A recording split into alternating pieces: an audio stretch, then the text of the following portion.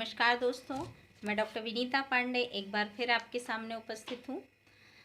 जैसा कि आप सभी को पता है कि बीएड थर्ड सेमेस्टर में आपकी इंटर्नशिप होती है और इंटर्नशिप में हमको स्कूलों में जाकर के टीचिंग करनी होती है। और जब हमें स्कूलों में जाकर के टीचिंग करनी होती है तो उस समय हमको लेसन प्लान बनाने होते हैं, और जिसको हम हिंदी में पाठ योजना कहते हैं और अंग्रेजी में लेसन प्लान कहते हैं।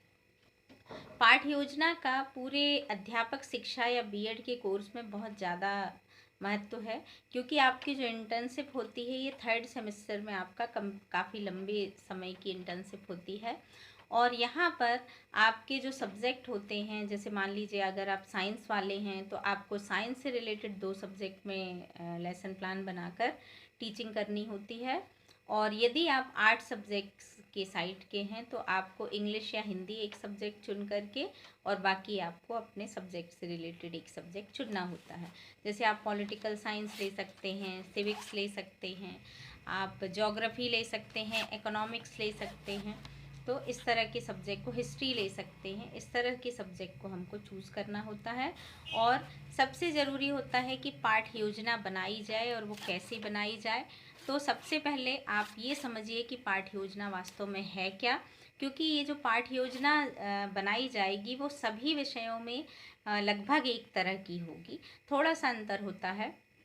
लेकिन पाठ योजना का जो कॉन्सेप्ट है, कॉन्सेप्ट ऑफ लेसन प्लान, पाठ योजना की अवधारणा, उसको समझना बहुत आवश्यक है कि पाठ योजना का अर्थ क्या है और इसकी आवश्यकता क्यों है, हमें क्यों बनाना चाहिए।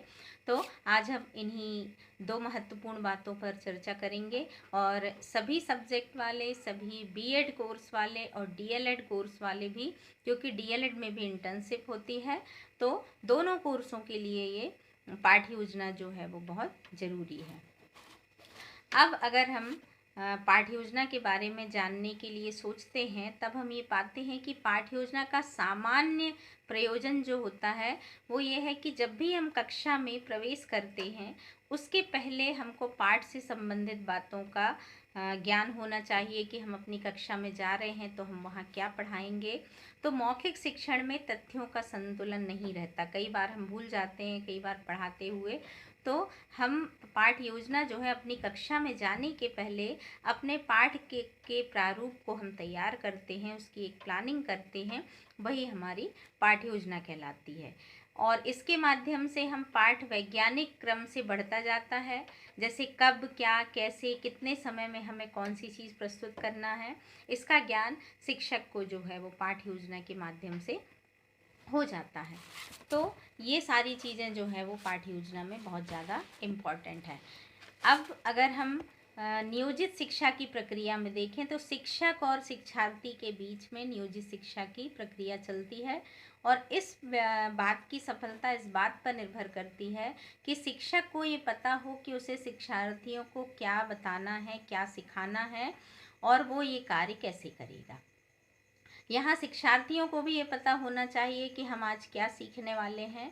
तो विषय का कोई पाठ पढ़ाने से पहले उसके शिक्षण लक्ष्य को जब हम निश्चित करते हैं और उन लक्ष्यों की प्राप्ति के लिए कुछ शिक्षण विधियाँ निश्चित कर लेते हैं, और ये भी निश्चित कर लेते हैं कि हम कितने समय में कौन सी चीज़ पढ़ाएंगे, कौन सी प्रविधि यूज़ करेंगे, कौन सी विधि यूज़ करेंगे, तो इसके माध्यम से हम अपने पूरे पाठ को तैयार कर पाते हैं।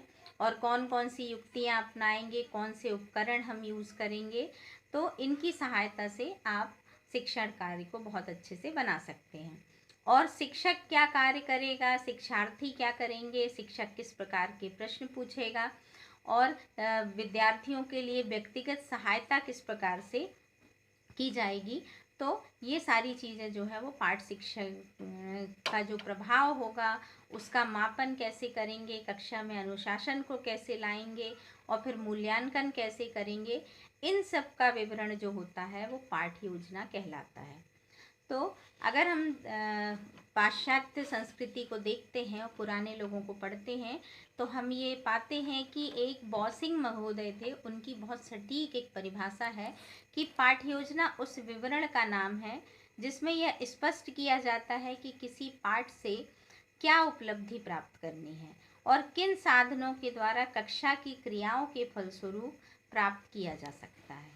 तो ये वाली चीज़ है कि पाठ्य योजना उस विवरण का नाम होता है जिसमें पहले से ही ये स्पष्ट होता है कि हम क्या पढ़ाएंगे, बच्चा उसमें कितना सीखेगा, कितने समय में हम क्या बताएंगे, किस तरह से प्रस्तुतिकरण करेंगे और क्या उपकरण यूज़ करेंगे, और फिर शिक्षण का प्रभाव जो है वो हमारे विद्यार्थी पर कितना पड़ा, इसका मूल्यांकन हम करेंगे। तो यही जो योजना होती है वो हमारी पाठ्य योजना कहलाती है। तो ये हो गया। अब पाठ्य योजना उन उपलब्धियों की सूची या शीर्षक है जिन्हें शिक्षक कक्षा में प्राप्त करना चाहता है। इसमें वे सभी साधन और वे सभी क्रियाएं आ जाती हैं जिनकी सहायता से शिक्षक जो है वो अपनी कक्षा में बहुत अच्छे से पढ़ाता है या उपलब्धि प्राप्त करता है। अब डॉक्टर रामशकल पांडे ने एक परिभाषा लिखी थी कि पाठ्य योजना से पहले विद्यार्थियों के पूर्व पठित पाठ तथा संप्रति शिक्षण विषय के साथ मार्गदर्शन का बोध, मतलब हमको पहले से पता हो कि हम विद्यार्थियों को क्या बताने जा रहे हैं, ये आपकी पाठ्य योजना कहलाती है। योकम और सिम्पसन ने ये कहा कि शिक्षक अपनी विषय सामग्री और अपने विद्यार्थियों के विषय में जो कुछ भी जानता है उन सब का प्रयोग करके वो पाठ की एक योजना बनाता है और उसी के आधार पर वो शिक्षण कार्य करता है और उससे उसको सहायता मिलती है। तो ये सारी चीज़ें जो हैं वो पाठ्य योजना के अंतर्गत आती हैं। तो हमने इस वीडियो में जाना कि पाठ्य योजना है क्या, इसका अर्थ क्या है, इसकी परिभाषाएं क्या हैं और ये क्यों बनाई जाती है। तो आशा है कि आपको ये चीज़ें समझ में आई होंगी। तो अपनी कक्षा में विद्यार्थियों को पढ़ाने से पहले हम अपने संपूर्ण पाठ का एक योजना या प्लानिंग बनाते हैं जिसको हम पाठ्य योजना कहते हैं, और ये हर सब्जेक्ट से रिलेटेड होती है। तो ये हर विद्यार्थी के लिए ज़रूरी है और मैं आपको इन वीडियोस के माध्यम से हर विषय की पाठ्य योजना बताऊंगी। इंग्लिश में, हिंदी में आपको तरह तरह की पाठ्य योजनाएँ बताऊंगी, व्याकरण की पाठ्य योजना बताऊंगी, अर्थशास्त्र की पाठ्य योजना बताऊंगी, हर तरह की। तो आप मेरे इस चैनल को लाइक करें, शेयर करें, सब्सक्राइब करें ताकि सभी डीएड और बीएड के विद्यार्थियों को इसका फ़ायदा ज़रूर पहुँचे। आज के लिए बस इतना ही। अगले वीडियो में हम बात करने वाले हैं कि पाठ्य योजना की आवश्यकता हमें क्यों होती है और इसका महत्व क्या होता है। तो ये प्रश्न बहुत महत्वपूर्ण होते हैं। तो इंटर्नशिप करने के पहले हमें पाठ्य योजना को समझना बहुत ज़रूरी होता है। आज के लिए इतना ही। धन्यवाद।